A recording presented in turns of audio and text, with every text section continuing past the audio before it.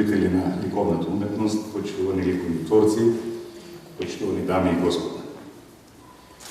Во овој празничен ден, кога Струмица слави 76 години од своето ослободување, традиционално ја славиме и ликовната уметност. Овој пат, преку изложбата на дела создадени на овогодинешната 57-ма меѓународна струмичка ликовна колонија. Нека ни е честит овој ден и нека ни биде за многу години.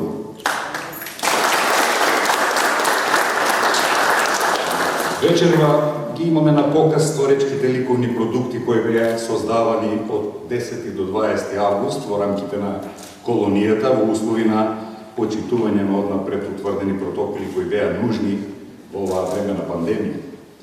Уметноста и уметниците се издигнаа над злото кое демне над сите нас и како резултат на тоа беа создадени овие 30 дела во различни ликовни дисциплини кои вечерва се изложени пред струмичката и пошироката јавност. Ја користам оваа убава можност да им честитам на 14 ликовни творци учесници на колонијата што се надминаа себе си, создавајќи вредни дела со кои ја збогатија и онака пребогатата ризница од околу 2700 дела создадени во изминатите 57 години. Иако поради актуелната состојба изостанаа ликовните творци од странство, сепак со двете изложби кои беа отворени на самиот почеток на колонијата и со учество на уметницата од Украина која живее во Скопје и на македонец кој живее и работи во Грција, меѓународниот карактер на колонијата сепак беа задржани.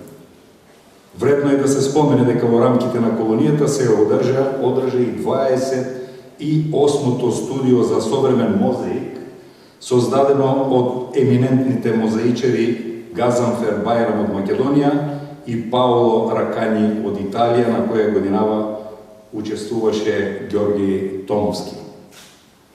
На самиот крај, сакам да им честитам на луѓето од Центарот за култура Антон Панов за одличната организација и за доследното спроведување на сите протоколи со што колонијата помина безбедно и успешно. Со тоа, изложбата на дела од 57-та меѓународна струмичка ликовна колонија ја прогласувам за отворена. Благодарам.